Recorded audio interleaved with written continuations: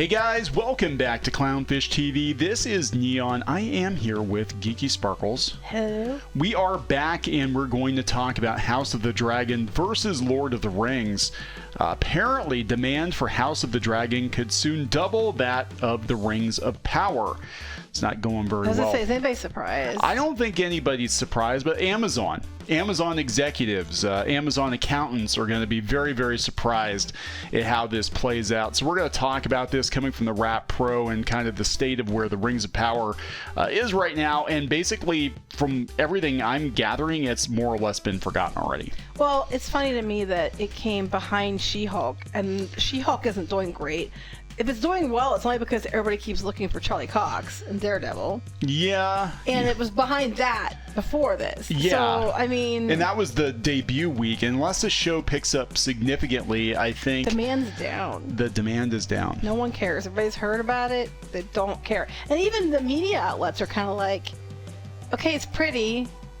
But what else? And yeah, I've seen some outlets turn on it. They've been like, Galadriel is an unlikable bitch, and yeah, it's a pretty hollow show. It looks nice, but there's just nothing there. Anyway, we're going to talk about this before we get into it any further. Please subscribe for more pop culture news, views, and rants. Guys, over 276,000 subs. Woo. Thank you for the support. Speaking of support, today is your last day to back the main Indiegogo campaign on Crimson Wren. But you are going to put it in demand? I am going to put it in demand, and okay. I think we're going to do a second chance for some of the tiers on Kickstarter before we close it out, send it off to the printer.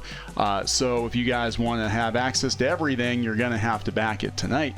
But we're at closing in on 75,000, which is very, very good up there. It just jumped up again. Yay, awesome. Woo. So I'm going to put a link in the comments. Check it out. That's a lot of packages I'm going to have to do. I know. There's over, what, 12, almost 1,100 backers. I package these. But this artwork is beautiful stuff. Jose and his team, they're doing a very, very good job on this. So, yeah, check it out. We did not have to spend $1 billion on it. That's comics are way cheaper than TV. So yeah, let's walk it back a little bit. Like you're saying, the Rings of Power debut behind House of the Dragon and She-Hulk in its debut week with a ridiculous amount of promotion. And people just it was a crazy amount of promotion. I mean, it's on the damn boxes from Amazon. It is. Watch this show. Watch this show. Watch this show. Oh, now it's like Thursday Night Football now, though. They switched it already. Oh, okay. Wow. So they're saying they're going to do 5 seasons of this crap. I don't know. Good luck with that. Good luck with that. But there was another article out there the other day that said that the most viewed show by people that watch House of the Dragon isn't even Lord of the Rings. It's like it's way down there. It was like a whole bunch of other shows were watched more than Lord of the Rings. So this coming from the Wrap. Demand for House of the Dragon could soon double that of the Rings of Power. I don't say soon. I think it's probably already has. I think it was already there. We were tracking it before. Media outlets were tracking it, and they said that there was a lot more chatter about House of the Dragon than there was Lord of the Rings. So the popularity of HBO's prequel continues to grow while demand for Amazon's Lord of the Rings spinoff is falling. Again, people are already kind of over it. They're sick of hearing about it. Demand for House of the Dragon has risen this week. Demand for Amazon Prime Video's The Rings of Power fell by 13%, according to Pair Analytics, which takes into account consumer research, streaming, downloads, and social media, among other engagement. Another week like this in the Game of Thrones prequel will have twice the demand of The Rings of Power. If the trajectories of these two shows remain on this path, it's looking like HBO will have won the much-anticipated face-off without there being much of a fight at all. Yeah, because, here's the thing. Like you said, they're both diverse, but one just, shoved it down your throat, and then they've made sure that you knew that was the main focus.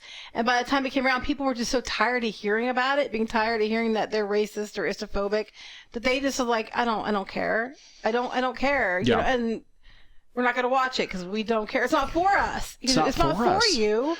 So holding the top spot again, House of the Dragon widened its lead over rival shows on this week's ranking of breakout shows. Last week, it looked like the early hype around the series may have been subsiding, but the 13% growth in demand for the show this week put it comfortably ahead of the other recent premieres, with 55.4 times the average series demand. So what's probably going on is I bet some people that were burnt on the last season of Game of Thrones are like, I'm not coming back. And then people are like, no, really, it's good.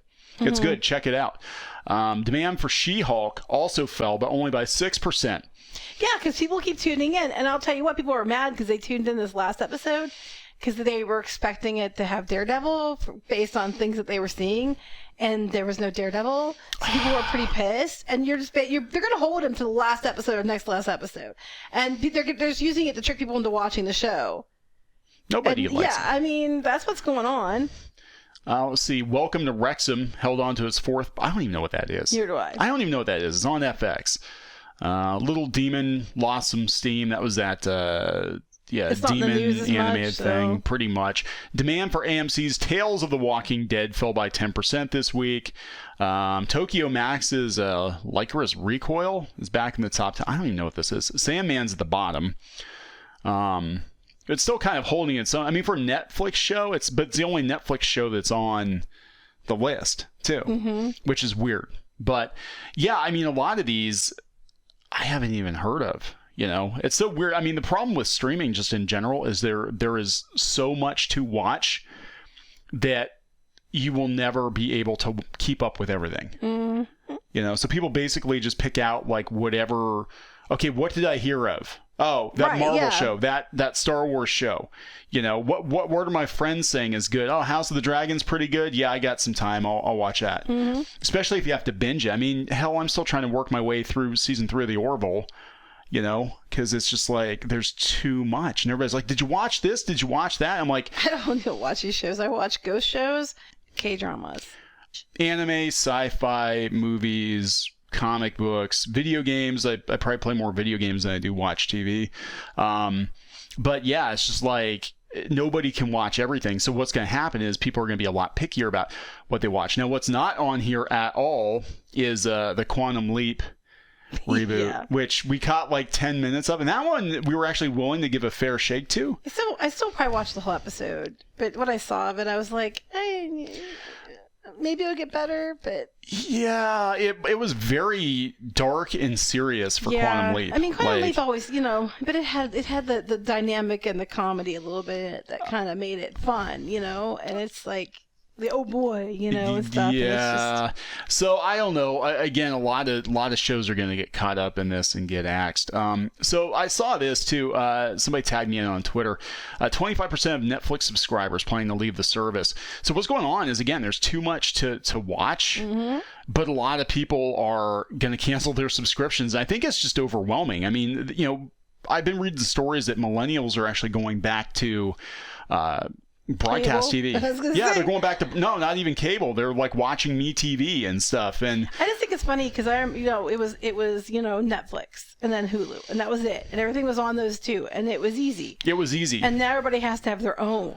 Well, that's why I haven't heard of half of these shows, because I'm like, if you don't have that service, you're not going to hear of it. And you know, I mean, we had Paramount Plus, and I think I subscribed to it a while ago for Picard. I watched a couple episodes of it, and I think I forgot to cancel it, but it's only a couple bucks a month. But it's out there. I mean, the kids were watching like iCarly reruns and stuff on it, but you know, there's too much. And I think what's going to happen is a lot of people are going to nope out. They're going to watch what they want to watch, and then they're going to quit. And they're saying, 25% of Netflix subscribers are planning to cancel their subscriptions. 2/3 say the increasing cost is one of the reasons. But that's only one of the reasons. I think it's just too much and too much garbage. And if you're paying for these services and you're not watching the majority of the shows because because no human can possibly watch all of this subpar content, you're going to cherry pick a couple of the best shows. Right. And like I said, for me, I mostly watch like Dr. Pimple Popper and Ghost Hunters and shows. How can House of the Dragon compete with Dr. Pimple Popper? How can you watch Dr. Pimple Popper? I don't know. I used to hate that, and I wouldn't be able to watch it, but my kids got me to watch it. It's disgusting. It is, but it's intriguing. You don't like the foot one I watched. No, because they're cutting people's toes off. They literally cut people's toes off. And I watch that, but I won't watch horror movies. Like the dog gets a paper cut and you freak out, but there are people getting their toes like cut off with a freaking saw. Sometimes they cut it with like oh my god, things. I can't watch that. That's but gross. I can't watch horror movies and things. It's just the weirdest thing. But that's fake, and it's obviously fake. Yeah, but this is obviously real.